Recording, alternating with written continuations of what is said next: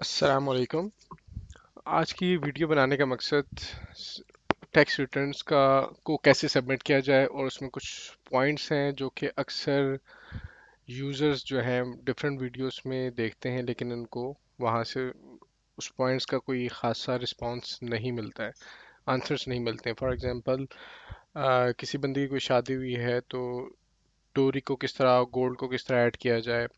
किसी ने कोई गाड़ी सेल की है, कोई एसेट सेल किया है तो उसके प्रॉफिट को कहाँ पर मेंशन करना है, एसेट की वैल्यू कहाँ पे मेंशन करना है। इसके साथ साथ बोनस की डिसबर्समेंट जो होती है वो कहाँ पे मेंशन करनी है। इस वीडियो में ये तमाम पॉइंट्स हम इसको कवर करेंगे और इसके साथ साथ वो यूज़र्स जो फर्स्ट टाइम अपना टैक्स रिटर्न सबमिट करेंगे उनको भी थोड़ा सा जो है गाइड किया जाएगा कि रजिस्टर किया किस तरह किया जाए। बाकी पॉइंट्स जो हैं वो तमाम इस वीडियो में उनके भी कवर हो जाएंगे। First of all, new users जो कि फर्स्ट टाइम रजिस्टर हो रहे हैं, IRIS का लॉगिन जो है वो पोर्टल जो है वो ओपन करेंगे। रजिस्ट्रेशन फॉर अनरजिस्टर्ड पर्सन पर जाएंगे। यहाँ पे उनके पास एक फॉर्म ओपन हो जाएगा। आईडी कार्ड मेंशन करेंगे, नाम मेंशन करेंगे,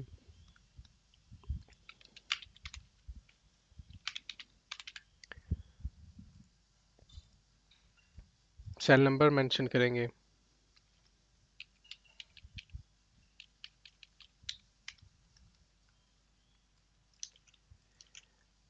यहाँ पर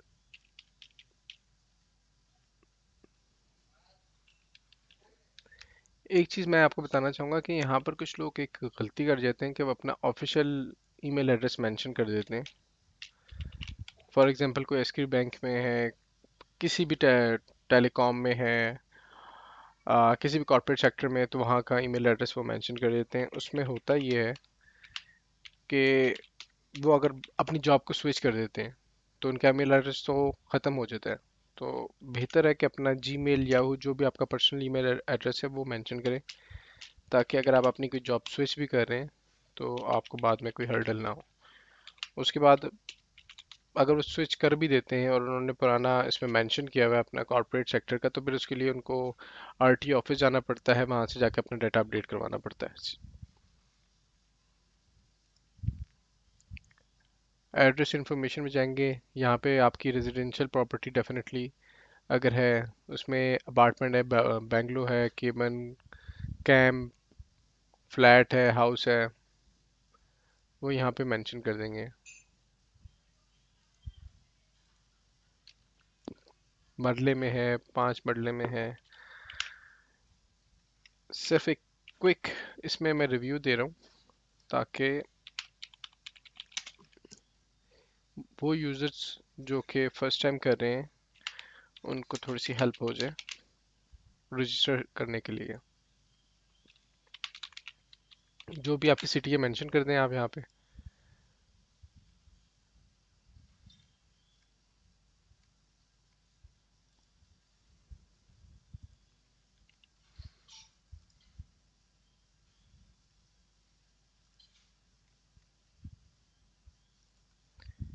यहाँ पे आप अपना कैप्चा जो भी होगा वो एंटर करेंगे, सबमिट करेंगे। करंट सर्विस प्रोवाइडर आप भी मेंशन करना है क्योंकि MNP वाले नंबर्स होते हैं, फिर उसमें कोड रिसीव करने में इशू होता है।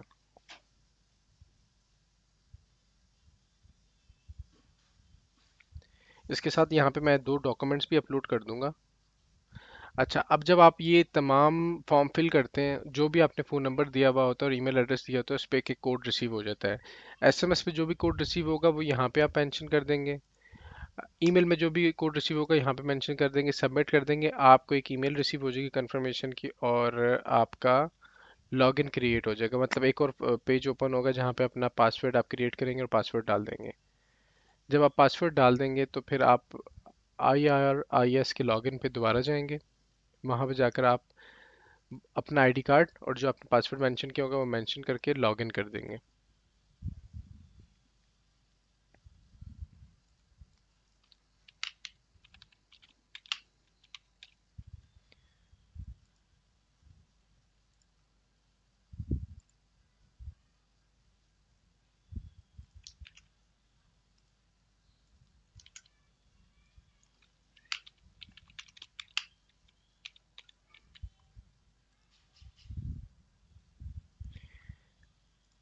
अच्छा, जब आपके पास ये वाला पोर्टल लॉगिन हो जाएगा IRIS का, तो आपने डिक्लेरेशन में जाना है। डिक्लेरेशन में जाकर आपके पास दो फॉर्म्स आएंगे। इसमें हम सिर्फ नॉर्मल जो रिटर्न्स हैं सबमिट कर रहे हैं। अभी इसमें हम स्मॉल रिटेलर्स या बिजनेस की तरफ नहीं जा रहे, वो नेक्स्ट वीडियो में हम इसको डिस्कस कर लेंगे। Salary return for individuals classic view और एक है नॉर्मल रिटर्न, दोनों फॉर्म एक जैसे हैं, लेकिन फर्स्ट वाला फॉर्म उन यूजर्स के लिए कि जो जिनकी कोई बैंकिंग ट्रांजैक्शन ज़्यादा नहीं है, जिन्होंने सैलरी ली है और उनके एक्सपेंडिचर उनके एक्सपेंसेस हैं वो इसमें मेंशन करेंगे, दैट्स इट। इसमें क्या होता है नॉर्मल रिटर्न में, इसमें किसी की कोई बैंकिंग ट्रांजैक्शंस भी हो रही हैं, उसके टैक्सेस भी हैं, कोई मोबाइल फ़ोन के टैक्सेस भी हैं, कोई बॉन्ड है, कोई एसेट सेल किया है, तो बेहतर ये होता है कि आप नॉर्मल रिटर्न में जाएं। वो यूज़र्स जो कि सैलरी रिटर्न को फिल करना चाहते हैं तो नॉर्मल रिटर्न को भी देखेंगे, तो सेम कैलकुलेशंस उसमें भी आप कर सकते हैं। हमने नॉर्मल रिटर्न को सिलेक्ट कर लिया है, 2021 का हमने फिल करना है। यहाँ से 2021 लिखकर सर्च करेंगे, नीचे से यहाँ पे सिलेक्ट कर देंगे। ट्रांजैक्शन ऑलरेडी इसमें आ रही है, इसको हम पहले डिलीट कर देते हैं।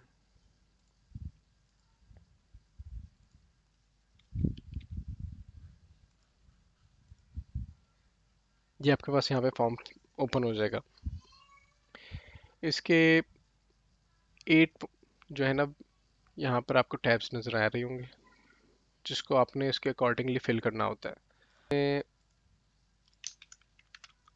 सैलरी में आते हैं, कॉर्पोरेट सेक्टर या गवर्नमेंट सेक्टर, जो भी आपकी सैलरी होती है एनुअली पूरे साल की, एक टैक्स स्टेटमेंट आपको कॉर्पोरेट जो भी आपकी फर्म है वो प्रोवाइड कर देती है कि जी पूरे साल में आपने इतनी सैलरी हमसे ली और उसके अगेंस्ट इतने टैक्स डिडक्ट हुआ। जो भी वैल्यू होगी आपकी वो यहाँ पे आप मेंशन कर देंगे और कैलकुलेट कर देंगे। इसके साथ साथ गवर्नमेंट एम्प्लॉयज़ भी यहीं पे जो है ना, जिसमें से टैक्स अभी डिडक्ट नहीं हुआ हुआ, टोटल सैलरी जो उनको मिली है वो यहाँ पे मेंशन करनी है। टैक्स कहीं पे भी यहाँ पे अभी मेंशन नहीं करेंगे। प्रॉफिट इन लिeu और इन एडिशन टू पे, इसका मतलब ये होता है कि आपको जो पूरे साल में कोई भी बोनस मिला है, 50,000, 20,000, 10,000, 5,000, वो यहाँ पे मेंशन कर देते हैं। ये मैं समझाने के लिए 20,000 यहाँ पे मेंशन कर देता हूँ कि पूरे साल में आपको 20,000 टैक्स रिसीव सॉरी बोनस आपने को मिला है। अब आप ये देखें कि 20,000 जैसे आपने यहाँ पे मेंशन करके कैलकुलेट किया, तो आपकी सैलरी में से सैलरी में 20,000 वो ऐड हो चुका है। ठीक है, आप ये देखें 20,000 आपको जो है बोनस रिसीव हुआ है।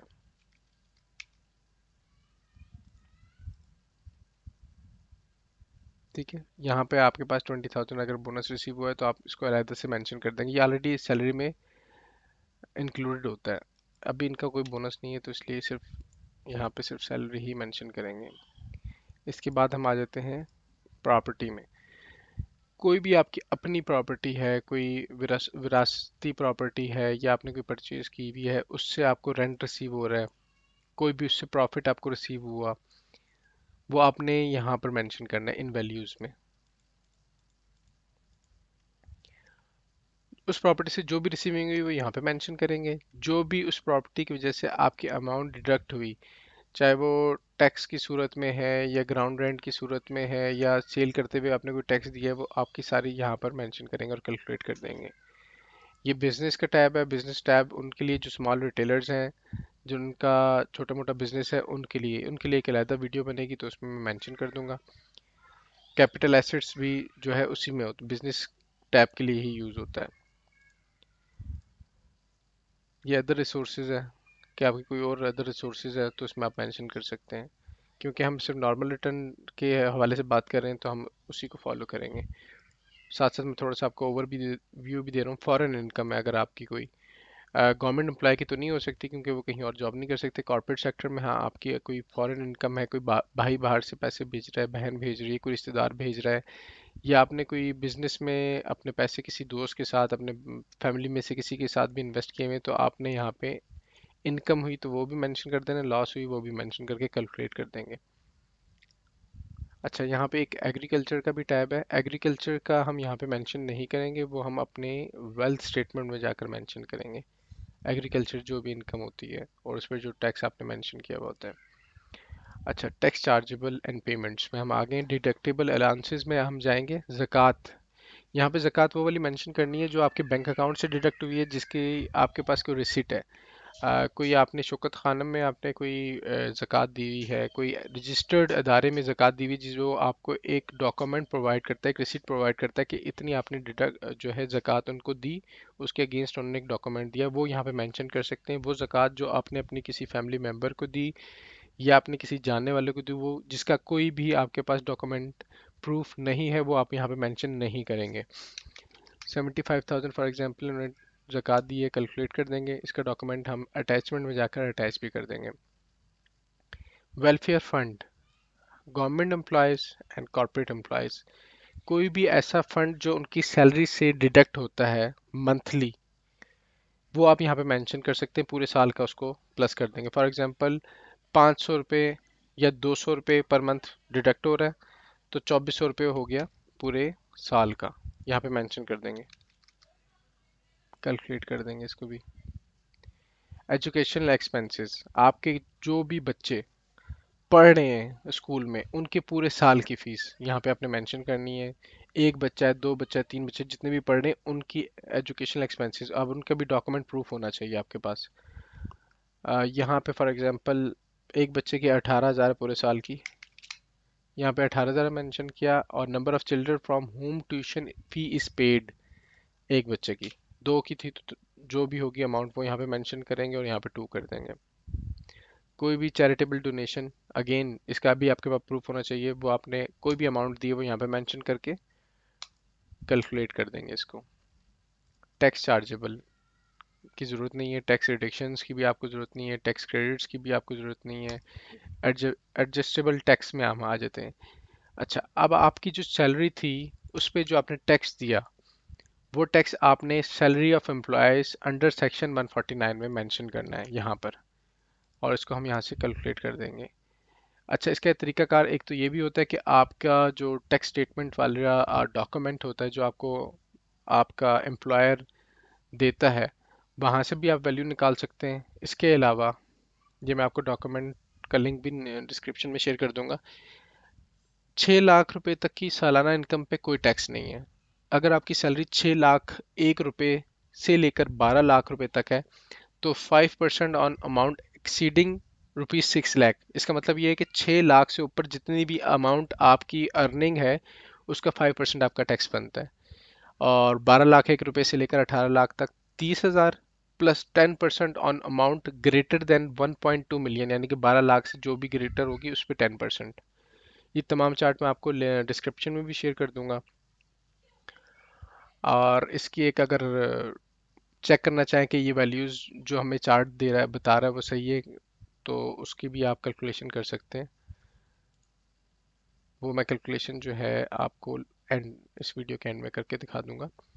अच्छा, 24,968 आपने टैक्स दिया। इसके अलावा आप हम नीचे आ जाएंगे, payments for goods, contracts, rent for property under section 155। अच्छा, आपको कोई भी चीज़, कोई भी आपको वैल्यू समझ नहीं आती है तो हर किसी के साथ देखें, under section 231 AA, under section 231B clause 1, ये तमाम चीज़ मेंशन है।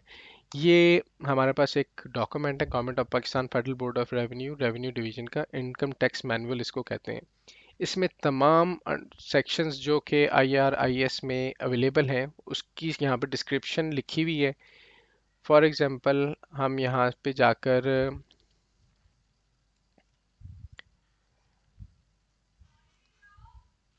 149 को सर्च करते हैं, कंट्रोल F किया,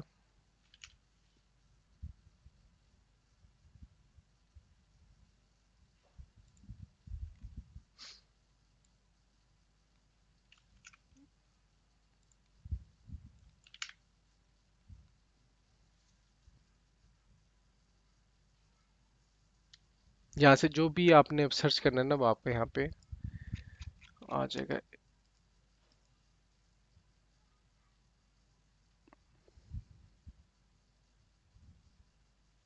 ये देखें 235 A, under section 235 domestic electricity consumption, और यहाँ पे देख लें इलेक्ट्रिसिटी ऑफ डोमेस्टिक कंज्यूमर। अब इसमें यहाँ पे तमाम चीज़ें इसकी लिखी हुई हैं। There shall be collected advance tax at the rate specified in division.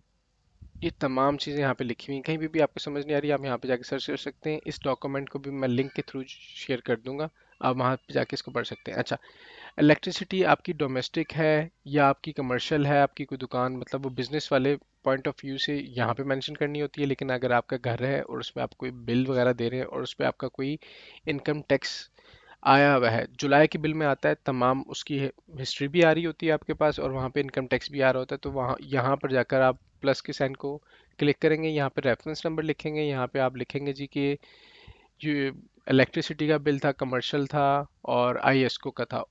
Okay कर देंगे। यहाँ पे आपकी फॉर एग्जांपल एक वैल्यू डाल देते हैं, इलेक्ट्रिसिटी आईएसको पोटेंशियल।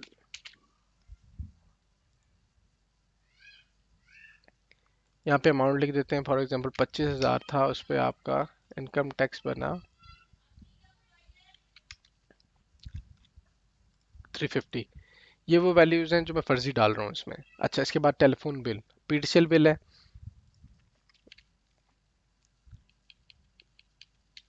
यहाँ पे पीटीसीएल लिख देंगे। पीटीसीएल विद होल्डिंग सर्टिफिकेट जो है वो आप इजीली गूगल पे भी लिख के सर्च करके आप वहाँ से भी ऑप्शन है एक्सट्रैक्ट कर सकते हैं। अगर आपको तरीकाकार नहीं पता है तो आप उनकी हेल्पलाइन पे 1218 पे कॉल करके भी मंगवा सकते हैं। यहाँ पे फॉर एग्जांपल हमने 12,000 रुपये बिल दिया पूरे साल का, उस पर हमने 850 रुपये टैक्स दे दिया। ये टैक्स और ये अमाउंट आपको tax certificate with holding tax certificate में लिखी हुई होंगी, वही एग्जैक्ट आपने लिखनी है। फर्जी वैल्यू कोई भी नहीं लिखनी है आपने। सेल फोन मतलब आपके जितने भी मोबाइल फ़ोन हैं वो यहाँ पर आप इसी तरह मेंशन कर सकते हैं, जो आपके अपने नाम पर है। वो मोबाइल के जो आपके नाम पे नहीं है और आप यूज़ इस्तेमाल कर रहे हैं वो आप मेंशन नहीं करेंगे, क्योंकि उसका डॉक्यूमेंट जब आप प्रोवाइड करेंगे उस पर सीएनएसी किसी और का होगा। क्योंकि आप अपना टैक्स रिटर्न सबमिट कर रहे हैं तो उसके लिए जो भी चीज़ आपके नाम से मुंसलिक है, आपके सीएनएसी से मुंसलिक है, वो यहाँ पे आप मेंशन कर सकते हैं। यहाँ पे आप लिख दें जी कि आपने 100 रुपये का पूरे साल में रिचार्ज करवाया। अगेन मैं आपको यही बता रहा हूँ कि यहाँ पे सिर्फ फर्जी वैल्यूज मैं डाल रहा हूँ, सिर्फ आप लोगों को अंडरस्टैंडिंग के लिए। ठीक है, जितने भी हैं, अब आपके जितने भी मोबाइल हैं, आप ऐड का बटन क्लिक करेंगे, नंबर डालेंगे, नीचे लिखेंगे यू फोन, टेलीनॉर, वारिद, मोबिलिंक, और आप नंबर डालकर ऐड करेंगे। फिर आपके पास इस तरह दो वैल्यूज पुट करने की जगह आ जाएगी। वहाँ पे आप लिखेंगे 1,200 रुपये, 1,300, 2,000, 10,000, और जो भी टैक्स अमाउंट होगी वो यहाँ पे आप मेंशन कर देंगे।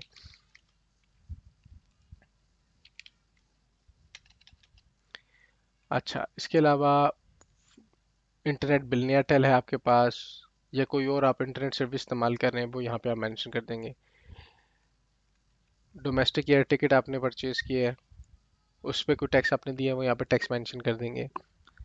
आपने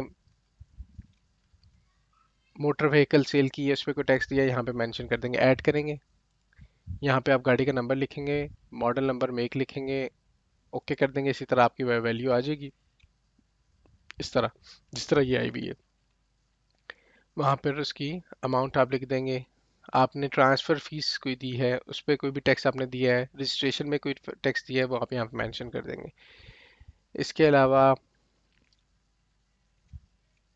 एक वैल्यू आप और इसमें डाल सकते हैं, एजुकेशनल इंस्टीट्यूशन, ये यूनिवर्सिटी की फीसिस में अगर आपने कोई टैक्स आपका चार्ज जो है वो यहाँ पे मेंशन करेंगे। साथ ही साथ अगेन डॉक्यूमेंट अवेलेबल होगा तो आपने यहाँ पे मेंशन करनी है। विदाउट डॉक्यूमेंट कोई भी वैल्यू आप पुट नहीं कर सकते हैं। बैंकिंग ट्रांजैक्शन पे जो आपने किए हैं उस पर कोई टैक्स आपने दिया है वो यहाँ पे मेंशन करेंगे। सबसे लास्ट पॉइंट में, आपने ऑनलाइन कोई भी शॉपिंग की है, ऑनलाइन शॉपिंग जब आप करते हैं क्रेडिट कार्ड या डेबिट कार्ड से, तो very next day amount deduct हो जाती है। वेरी नेक्स्ट डे आपसे एक टैक्स भी चार्ज किया जाता है। वो जो भी टैक्स होगा 61, 71, ये अब डिपेंड करता है कि आपने किस वैल्यू, कौन सी वैल्यू क्या थी ऑनलाइन जो आपकी ट्रांजेक्शन थी, वो उसका टैक्स आपने यहाँ पे मेंशन कर देना है। फॉर एग्जांपल जी 61 6,000 रुपये पे 61 रुपीज़ आपने टैक्स दे दिया। यहाँ से अब आप कैलकुलेट कर देंगे। अच्छा, अब आप यहाँ पे देखें कि आपने 25,000 रुपये बिल दिया हुआ है, 12,000 रुपये आपका टेलीफोन का है और 100 रुपये आपका, ये आपने वैल्यूज़ याद रखनी है। Final fix minimum average relevant reduce tax, इसमें आप आएंगे, इसमें भी कुछ पॉइंट्स हैं जो कि आप लोगों से रिलेटेड है। डिविडेंड पे आपने कोई दिया टैक्स, कोई शेयर होल्डर हैं आप, वो यहाँ पे मेंशन कर देंगे आप। प्राइस बॉन्ड का यहाँ पे आता है।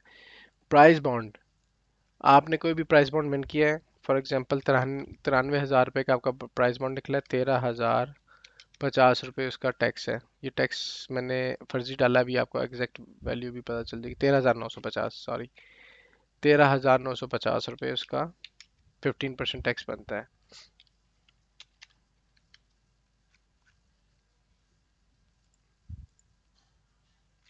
आपका बॉन्ड निकला 93,000 रुपये का, 13,950 आपने टैक्स दिया, यहाँ पे मेंशन कर दिया। इसके अलावा आपने कोई आजकल जो अखबारात में, इंग्लिश न्यूज़पेपर में जो क्रॉसवर्ड्स पजल्स होती हैं, उस पर भी इनामात होते हैं। लॉटरी होगी या किसी किस्म की भी क्विज के थ्रू आपकी विनिंग है, वो यहाँ पे आप मेंशन करेंगे इसकी अमाउंट, और उसका टैक्स अगर उसका डिडक्ट हुआ होगा तो यहाँ पे मेंशन कर देंगे।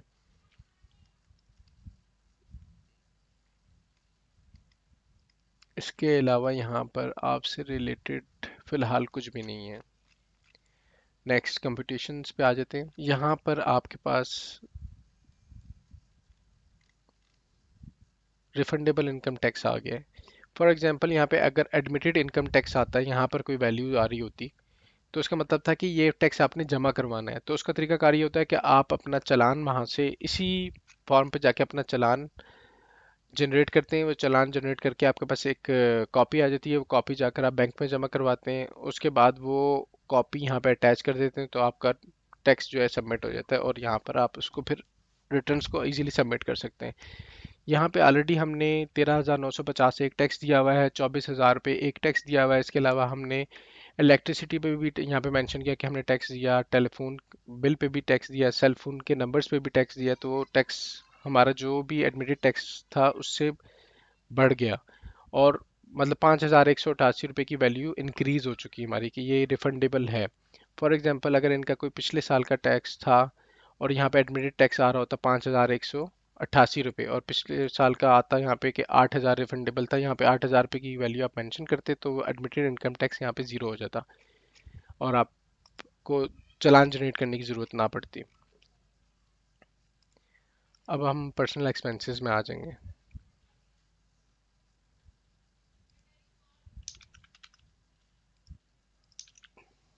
यहाँ पे आपने, अगर आप रेंट के घर में रहते हैं तो रेंट की पूरे साल की वैल्यू लिखेंगे। कोई व्हीकल है आपके पूरे साल की, आपके पास यहाँ पे वैल्यू लिखेंगे। इसके लिए बिल्स वगैरह की ज़रूरत नहीं होती है क्योंकि एक्सपेंसेस है, इसमें कोई टैक्स वगैरह तो आपने दिया हुआ नहीं है, तो आप यहाँ पे वैल्यूज़, बेहतर ये है कि आप नोट कर लिया करें। अगर नहीं है तो आप एक रफ वैल्यू यहाँ पे दे सकते हैं, आइडिया हो जाता है कि आपने इतनी वैल्यू यहाँ पे मेंशन की। 25,000 रुपये आपका इलेक्ट्रिसिटी बिल आ गया, वाटर गैस का जो भी है, टेलीफोन का आपका यहाँ पर 12,100 रुपये था। 12,000 रुपये टेलीफोन का बिल था, और 100 रुपये का आपने जो मेंशन किया हुआ है। इसके अलावा मेडिकल की है, आपने कोई एजुकेशनल एक्सपेंसेस हैं, आपके अपने क्लब फीस वगैरह, फंक्शन गैदरिंग होगी, डोनेशन आपने 75,000 रुपये मेंशन की हुई थी, कि 75,000 रुपीज़ आपने ज़कात मेंशन की है। इसके अलावा अगर आपके पास ये वैल्यूज़ रेंट की भी नहीं है, व्हीकल की भी नहीं है, कुछ भी नहीं है, तो एक रफ अमाउंट यहाँ पे लिख सकते हैं कि पूरे साल में मेरा 3.5 लाख रुपए जो है वो खर्चा हुआ है। कैलकुलेट कर देंगे, 4,87,068 रुपीज़ यहाँ पे मेंशन कर दिया, जो आपकी अमाउंट यहाँ पे थी। ये एक रफ वैल्यू के तौर पे आपको यहाँ पे मैं समझाने के लिए लिखी है। पर्सनल एसेट्स, इनके पुराने एसेट्स जो थे वो 1 मिलियन रुपीज़ के अवेलेबल हैं। जो फर्स्ट टाइम कर रहे होंगे वो यहाँ पर अपनी हर चीज़ मेंशन करेंगे। एग्रीकल्चर प्रॉपर्टी है अगर आपकी कोई, तो यहाँ पे मेंशन कर देंगे, ऐड करेंगे। ऐड के बटन पे आप क्लिक करेंगे तो यहाँ पे सारा एड्रेस लिखना है आपने, फिर लिखना है कि कमर्शियल है, रेजिडेंशियल है, हाउस, फ्लैट, प्लॉट, एरिया कितना है, सिटी कौन सी है। ओके करेंगे तो इस तरह आपके पास एक वैल्यू आ जाएगी जिस तरह यहाँ पे आ रही है। ये हमारे पास इस एड्रेस आ रहा है, उसकी आपके आप वैल्यू लिख देंगे। फर्स्ट टाइम में जो भी आप यहाँ पे मेंशन करना चाहते हैं कर दें, जो भी आपके नाम पर चीज़ें हैं, गोल्ड है, कोई कैश है, कोई बैंकिंग ट्रांजैक्शन है, कोई बॉन्ड पड़े में है, कोई सेविंग बॉन्ड्स हैं आपके पास, तो तमाम चीज़ें मेंशन करेंगे। उसमें ये है कि नेक्स्ट ईयर जब आप उसको रिटर्न को जमा करेंगे तो आपको कोई कैलकुलेशन में कोई मसला नहीं होगा। और उसमें यह है कि एफबीआर भी इस पे आपका नोटिस ले सकता है कि आपने एकदम से आपके एसेट इंक्रीज कैसे हो गए, कि फॉर एग्जांपल इस साल आप भूल गए, नेक्स्ट साल आपको याद आया, तो फिर आपको प्रूफ देना पड़ता है कि एसेट कहाँ से आया था। फर्स्ट टाइम में तो कोई इशू नहीं होता। अब सेकंड टाइम क्योंकि इनके रिटर्न जमा हो रहे हैं तो ऑलरेडी 1 मिलियन के इनके एसेट अवेलेबल हैं। कमर्शियल इंडस्ट्रियल रेजिडेंशियल प्रॉपर्टी जो कि नॉन बिजनेस है वो यहाँ पे आपने मेंशन करनी होती है, जैसे इनकी यहाँ पे मेंशन हुई हुई है। बिजनेस कैपिटल उन लोगों के लिए जो स्मॉल रिटेलर्स हैं उनके लिए। इक्विपमेंट नॉन बिजनेस, कोई भी इक्विपमेंट जो कि नॉन बिजनेस है उसकी वैल्यू यहाँ पे आप मेंशन कर देंगे। एनिमल नॉन बिजनेस, उसकी वैल्यू यहाँ पे मेंशन कर देंगे।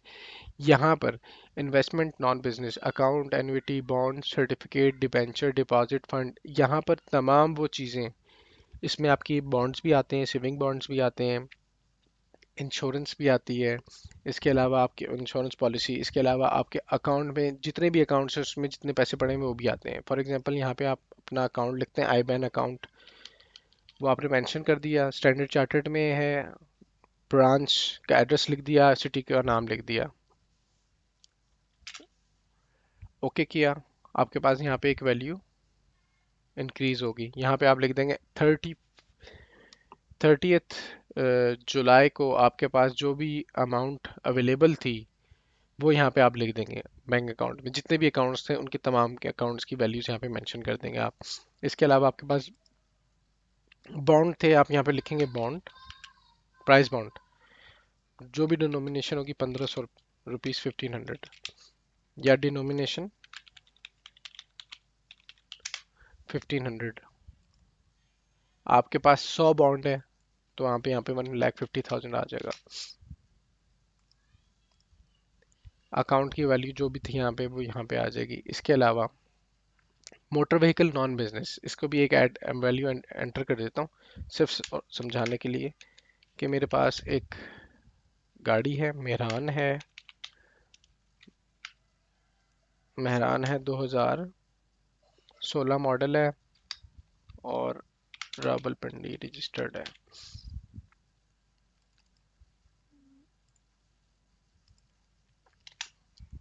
यहाँ पे ओके करेंगे, यहाँ पे आपने उसकी वैल्यू लिख दी 7.5 लाख रुपए। फर्जी वैल्यूज हैं। अच्छा, प्रेशियस पोजेशन, प्रेशियस पोजेशन में कोई डायमंड है आपके पास, गोल्ड है, कोई सिल्वर है, वो यहाँ पे लिखेंगे आप। गोल्ड, मेरे पास जी 100 ग्राम गोल्ड है, ग्राम्स में आती है। फॉर एग्जांपल उसकी कैलकुलेशन मैं बता देता हूँ। अगर आपके पास 1 तोले सोना है तो उसमें 11.664 ग्राम गोल्ड होगा तो आपको 1 तोला बनेगा। अगर आपके पास 5 है तो 5 × 11.664 आप करेंगे, आपके पास ग्राम्स में वैल्यू आ जाएगी। वो ग्राम्स आपने यहाँ पे मेंशन करने होंगे। यहाँ पे मेंशन कर दिया आपने, जो भी उसकी रिसिप्ट पे वैल्यू होगी वो आपने यहाँ पे लिख देनी है। यहाँ पे मैंने फॉर एग्जांपल 2.5 लाख लिख दिया है समझाने के लिए, ठीक है। अच्छा, इसके अलावा हाउस होल्ड इफेक्ट में कोई भी चीज़ है, पर्सनल आइटम है, मोबाइल फ़ोन हो गया, यहाँ पे आप इसकी वैल्यू लिख सकते हैं। इसके अलावा एक और यहाँ पे चीज़ है, दो चीज़ें समझाने वाली हैं। गाड़ी की वैल्यू जो मैंने डाली है वो अगर इन्होंने पिछले साल इनके पास गाड़ी होती और वो इस साल इन्होंने सेल कर दी होती तो फिर आप इसको यहाँ से डिलीट कर देंगे। 7.5 लाख रुपए की गाड़ी थी, इन्होंने 8 लाख की भेज दी, यहाँ से मैंने डिलीट कर दी। और मैं बताऊंगा कि वैल्यू आपने कहाँ पे मेंशन करनी होगी। 7.5 लाख रुपए जो है वो आपके कैश नॉन बिजनेस में आप ऐड कर देंगे। और जो 50,000 प्रॉफिट है वो नेक्स्ट आपको मैं बताता हूँ कहाँ पे मेंशन करना है। अभी इनके बॉन्ड्स वगैरह भी क्योंकि इनके पास नहीं है, ये सिर्फ समझाने के लिए वैल्यूज लिखी थी तो इसको मैं डिलीट कर रहा हूँ।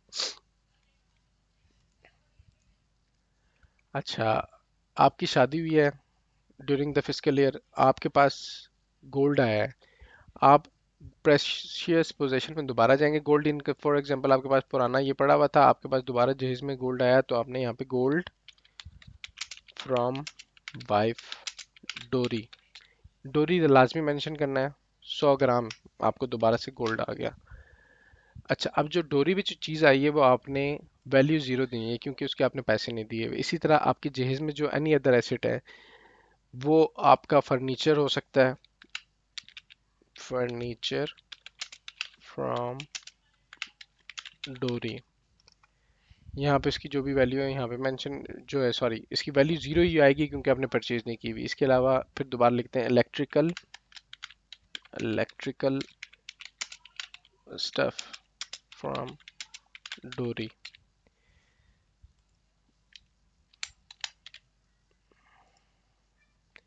वैल्यू अगेन ज़ीरो देंगे क्योंकि आपने इसको परचेज नहीं किया है। यहाँ पे आपने इसको कैलकुलेट कर दिया। यहाँ पे कुछ, क्योंकि ये वैल्यू गोल्ड इनकी एंट्री नहीं थी, इसको हम डिलीट कर देते हैं। ठीक है, डोरी लाजमी यहाँ पे मेंशन करना है आपने ताकि एफबीआर आपसे कोई भी क्वेश्चन ना करे। अब हमारे पास यहाँ पे आ गई रिकॉन्सिलेशन ऑफ नेट एसेट्स। ठीक है, इसमें अब आपने क्या करना है, आपके पास जो कंपटीशन में यहाँ पर टोटल इनकम में जो भी वैल्यू आ रही थी, जो भी आपकी सैलरी थी, वो आपने रिकॉन्सिलेशन में जाकर income declare as per return for the year subject to normal tax यहाँ पे मेंशन कर देनी है।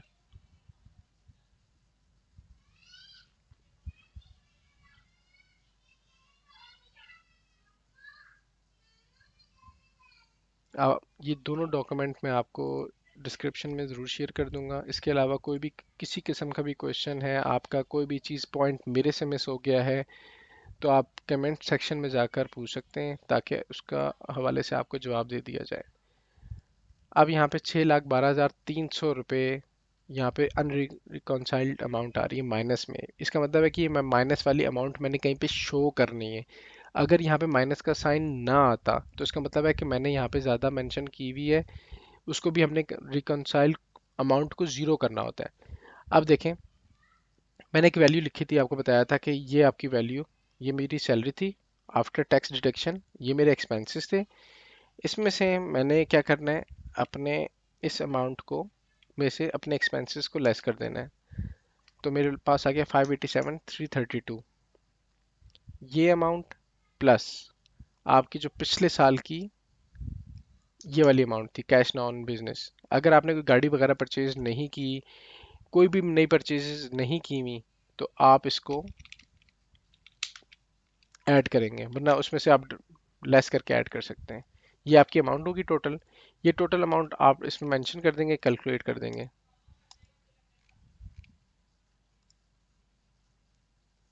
अब रिकॉन्सिलेशन में आएंगे, 24,968 ये आपका टैक्स है। अभी हम इसको देख लेते हैं कि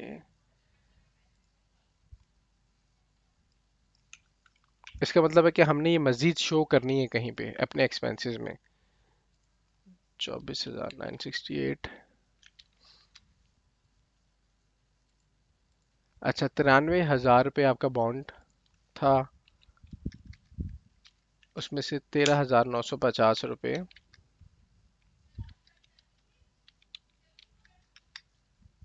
आपका टैक्स डिडक्ट करना है। 93,000 माइनस दिस, ये वैल्यू आ गई। ये भी आप इसमें अपने ऐड करेंगे।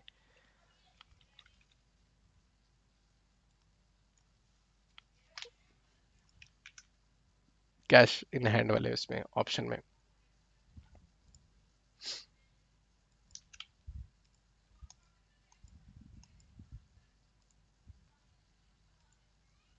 अभी देखें आपका यहाँ पे 54,082 पॉजिटिव में आ रहा है। इसका मतलब है कि आपने कहीं पे इसको चीज़ को मेंशन करना है। अच्छा, इसमें एक और चीज़ है, आपको कोई गिफ्ट मिला है जिसका आपके पास डॉक्यूमेंट है, उसका एक डॉक्यूमेंट बनता भी है, उसके लिए भी मैं एक अलग से वीडियो बनाऊंगा, इसमें आपको शेयर कर दूंगा। वो यहाँ पे लिखेंगे gain on disposal, disposal of asset. यहाँ पर आपने जो भी गेन हुआ था, आपको मैंने बताया था 7.5 लाख रुपए की गाड़ी थी, 8 लाख की बेची, तो यहाँ पे 50,000 आप मेंशन करेंगे। और यहाँ पर जाकर asset transfer sold gifted donated during this year during the physical year, 7.5 lakh रुपए का आपका एसेट था जो कि आपने बेचा, और यहाँ पर 50,000 रुपये का आपको गेन हुआ, वो इस तरह यहाँ पे मेंशन कर देना है। 7.5 लाख रुपए यहाँ पे मेंशन कर देना है। इसके साथ साथ पर्सनल एसेट की ये वाली अमाउंट जो है, अगर आपने वो गाड़ी बेचकर नई गाड़ी ले ली, 7.5 लाख की 8 लाख की बेची और 12 लाख की ले ली, तो 4 लाख रुपए इसमें से लेस करेंगे, और 8 लाख रुपए आपके पास ऑलरेडी जो गाड़ी बेच के अमाउंट आई थी, वो 12 लाख रुपए की गाड़ी की अमाउंट यहाँ पर दोबारा से मोटर व्हीकल नॉन बिजनेस में ऐड कर देंगे और यहाँ पे 12 लाख रुपए लिख देंगे। वो फिर आपकी रिकॉन्साइल्ड अमाउंट जीरो भी होगी उसी तरह। अभी फिलहाल इनकी कोई भी गाड़ी नहीं थी, ये सिर्फ समझाने के लिए आपको मैंने वैल्यू यहाँ पे पुट की थी। अच्छा, ये यहाँ पे थोड़ी सी कैलकुलेशन में कहीं ना कहीं पे कोई ना कोई चीज़ मिसिंग है, क्योंकि मैंने समझाने के लिए काफ़ी वैल्यूज ऐसी हैं जो कि आपको अ, फर्जी डाल के दी थी, इसलिए यहाँ पे कैलकुलेशन जो है ना वो कंप्लीट नहीं आ रही है। इसलिए यहाँ पे इसका एक तरीकाकार ये भी होता है कि यही वाली अमाउंट आप जाके अदर्स में जाएंगे, मेंशन करेंगे, कैलकुलेट करेंगे, ये अमाउंट आपकी यहाँ पे ज़ीरो आ जाएगी। इसमें मैंने आपको फर्जी वैल्यूज क्योंकि डाली हुई है, तो यहाँ पे रिकनसाइल्ड अमाउंट जो है वो ज़ीरो नहीं आ रही है, अदरवाइज ये ज़ीरो ही होती है। जब आप अपना करेंगे तो ज़ीरो ही आएगी इंशाल्लाह। इसके बाद आप अटैचमेंट में जाएंगे। अटैचमेंट में जाकर आपने जो भी आपकी अटैचमेंट्स हैं, डॉक्यूमेंट्स हैं, ये फॉर एग्जांपल ये डॉक्यूमेंट है, आप यहाँ पे अटैच करेंगे, ओके कर देंगे, यहाँ पे एक अटैचमेंट आ जाएगी। जो भी 8 10 15 20 जितने भी आपके डॉक्यूमेंट्स अटैच कर देंगे। उसके बाद आप वेरिफिकेशन में जाएंगे। वेरिफिकेशन में आप अपना पिन मेंशन कर देंगे। 4 डिजिट पिन होता है, वेरीफाई पिन करेंगे, कोड वेरीफाइड सक्सेसफुली, यहाँ पे जाकर इसको सबमिट कर देंगे, सबमिट हो जाएगा। अच्छा, यहाँ से हम इसको सेव कर देते हैं। पिन को चेंज करने का, पिन किसी को नहीं पता, वो चेंज पिन में जाकर अपना 4 डिजिट पिन डाले, कंफर्म करे, ओके करे, पिन वहाँ से चेंज होगा। लास्ट में जाके आप इसको पिन देख सकते हैं। अच्छा, रजिस्ट्रेशन सर्टिफिकेट यहाँ से आप देख सकते हैं कि एनटीएन आपका नंबर और तमाम रजिस्ट्रेशन सर्टिफिकेट यहाँ पर अवेलेबल है। यहाँ से आप क्लिक करेंगे तो आपके पास पीडीएफ फॉर्मेट में एक फाइल ओपन हो जाएगी, वो आपका एनटीएन रजिस्ट्रेशन नंबर हो जाएगा। और मज़ीद अगर मैं कोई पॉइंट मिस कर रहा हूँ तो काइंडली कमेंट सेक्शन में आप मेंशन करें, ताकि उसका आंसर दिया जाए, या अगर वो ऐसा कोई पॉइंट है जो डिटेल में डिस्कस किया जा सकता है तो उसकी वीडियो भी आपको बनाकर यूट्यूब चैनल पे शेयर कर दी जाएगी। इस चैनल के थ्रू आपको जितने भी टैक्स रिटर्न है बिजनेस, स्मॉल रिटेलर्स और सैलरीड एम्प्लॉयज़ के लिए, इस वीडियो में आपको और इस चैनल के थ्रू आपको वीडियोस में बताया जाएगा। चैनल को काइंडली सब्सक्राइब करें और वीडियो को लाइक कर दें। Thank you very much. अल्लाह हाफिज़।